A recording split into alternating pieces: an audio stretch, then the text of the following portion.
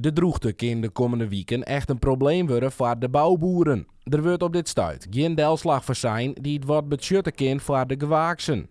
Ook de veehouders binnen benijd naar wat komen gaat. Het is net niet zozeer wat ik zei op het moment, maar wel meer van nou ja, de komende 2 weken wordt er eigenlijk niks van betekenis voorspeld. Dus dan zei het van ja, nou het land waar we nou mee aan nou dat stokt dan wat.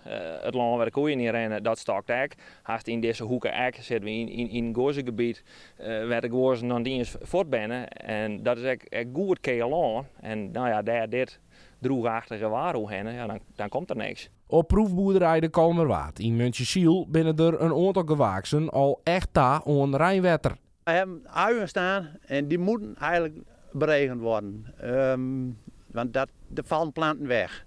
En er stond al niks te veel, maar we hebben met droog voor we hebben ze gezaaid. Een korstvorming erop, toen we water had. Korstvorming erop, dus er zijn te weinig planten eigenlijk boven gekomen. En die nou er staan, die ben alweer, nou ja, die hebben verleden water. Het is dus op het stuit voor een tal gewaaksen een gevocht om wetter. Maar dat zou in de komende weken nog wel eens slimmer worden kunnen. Des te lichter de groen, des te gauwer dat erop droegt. En als bijvoorbeeld met mais haast, die ondergroen weer nou wordt vochtig, dus het zie je is wat in vocht kwam, dus het kiemt goed. Als het bietelaan haast, daar begint de bieten al te kiemen of die hartelt kiemt. En als dan vervolgens de ondergroen opdroegt, ja, dan of het zie je kiemt net, of het krijgt kiemt, dan zie je GD, omdat er te meer vocht is.